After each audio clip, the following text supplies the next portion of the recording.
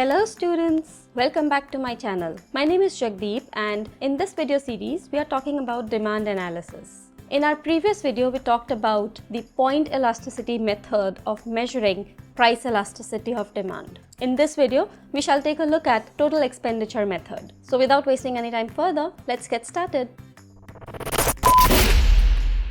Now when we talk about expenditure, it's basically the spending that you incur while purchasing a good or a service. And it is one of the way you could measure the price elasticity of demand, because price elasticity of demand and total expenditure are related to each other. How are they related is what we are going to look at in this video. Now when the price of a commodity changes, whether it rises or it falls, the quantity demanded of the commodity would change in response to it. And that would lead to a change in the expenditure that is incurred on purchasing that commodity. To understand how do we use total expenditure as a measure to find out the price elasticity of demand, we would need this setup. It's a table. Let's take a look at how this table could be utilized. So in this table we have four columns. We have the price of the commodity, the quantity demanded of that particular commodity, the total expenditure that goes in purchasing that particular commodity, and how do we identify whether the commodity has elastic, inelastic or unit elastic demand. Alright, total expenditure is calculated as price times the quantity purchased. Now let us say the commodity is costing $5 and the consumer is buying 20 units of this commodity. Now 5 times 20 is 100 bucks. So this consumer is spending 100 bucks at the price of 5 on this particular commodity. Now as per the law of demand, when the price falls, the quantity demanded should go up. Let us say the quantity demanded goes up to 25. Now 4 times 25 is also 100. Now do we observe the total expenditure remained the same? This is what you would call as unit elastic demand. Let me write that down. So you could write PED or EP as per how your textbook talks about. I'll be writing EP is equal to 1. All those who have studied price elasticity of demand should know that EP equals to 1 or PED equals to 1 means unit elastic demand.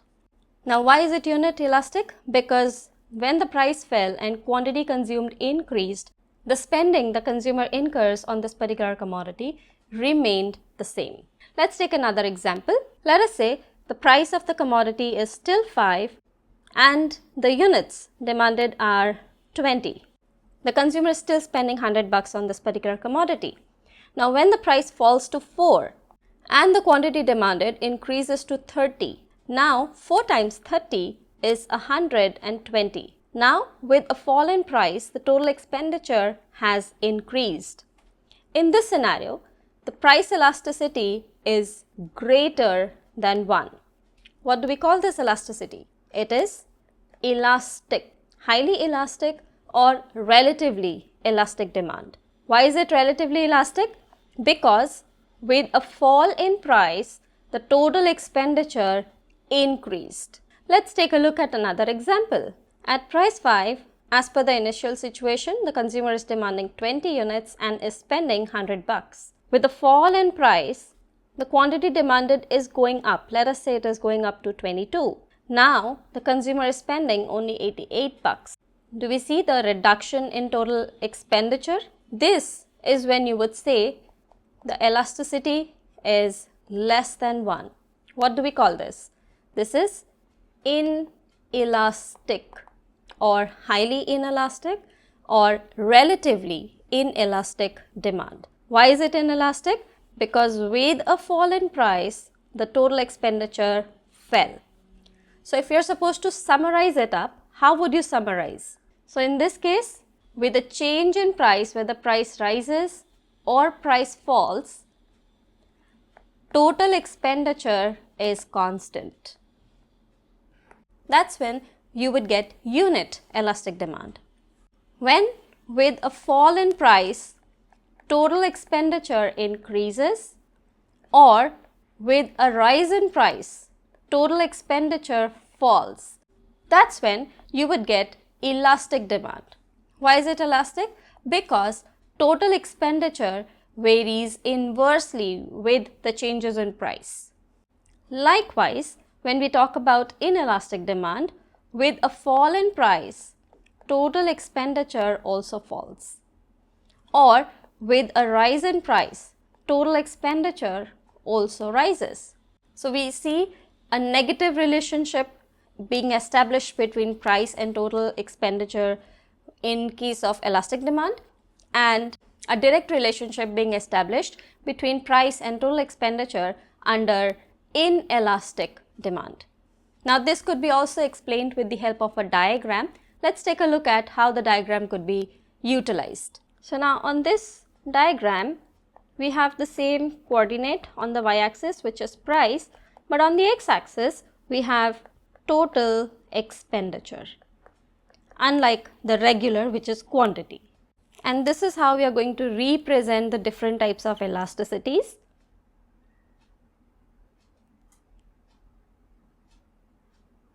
Now how do we understand which elasticity lies where?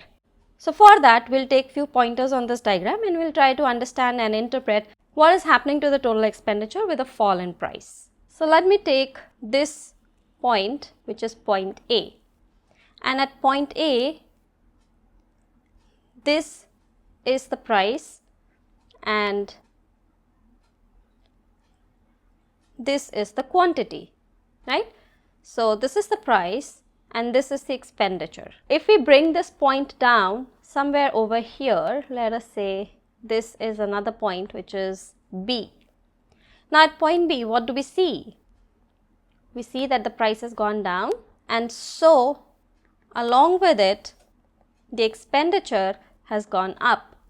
The price has gone down, whereas the expenditure has gone up. This was the scenario under this case. With a fall in price, the total expenditure went up. So this segment, the whole of it from here to here, represents EP greater than 1. Now we'll be measuring the change from point B onwards. Let us say from point B we are bringing down another point, which is this, as point C. Now at point C, what is happening? We again register a fall in price, let us say P2, and we still have the same quantity, same expenditure at, I'm going to write over here, E2.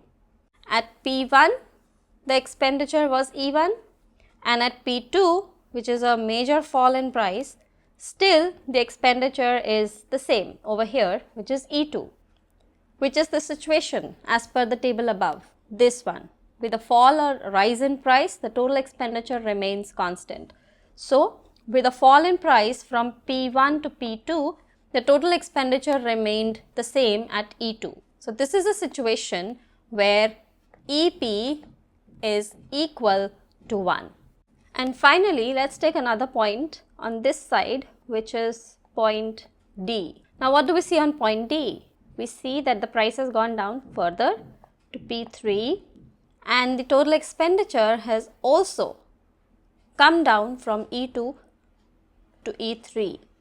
What are we observing here? We are observing that there was a fall in price and there was a fall in the total expenditure too. This is the scenario that we just represented on the diagram. This is, I'm going to write over here, EP is less than 1. Now if you're supposed to explain this thing in your exam, how are you supposed to do it? Obviously you need to first talk about what is total expenditure method. So this is basically the introduction that you would want to give for your total expenditure method, and then you need to explain this table. So we can go about it in this manner. So when the price is 5, the quantity demanded is 20, the total expenditure incurred on the commodity is 100 bucks. Whatever the unit of account you have in your country. In India it is rupees and in many countries it is dollars. So I'm going to stick to dollars. So the total expenditure is $100. As the price falls to $4, the quantity demanded rises to 25. However, the total expenditure still remains at $100, making the price elasticity equal to 1 or unitary elastic. In the second scenario, Let me write down the scenarios also here. So this was the first scenario. In the second scenario, when the price falls from 5 to 4, the quantity demanded goes up from 20 units to 30 units, and so does the total expenditure. It increases from 100 to 120, indicating that the EP or PED is greater than 1, hence elastic. In the third scenario, when price falls from $5 to $4, the quantity demanded increases from 20 units to 22 units. However, the total expenditure falls from $100 to $88. This is a scenario representing inelastic demand where price elasticity of demand is less than 1. To conclude, when total expenditure is constant with an increase or a decrease in price, the elasticity is equal to 1. When total expenditure varies inversely with the changes in price, the price elasticity is greater than 1. And when total expenditure is directly proportional to the changes in price, the price elasticity is less than 1. I hope you understood what total expenditure method is and how it is used to determine the elasticity of demand. Students, if you find studying through long videos dreadful, you could also follow me on my Instagram channel and learn through the reels. You may find the same concepts but in a very concise manner. Now, total expenditure is also a very crucial concept and it is closely related to the consumer surplus as well. So for all those students who don't know what consumer surplus is, you could check out the video here. I'll see you in another video. Until then, bye now. Take care.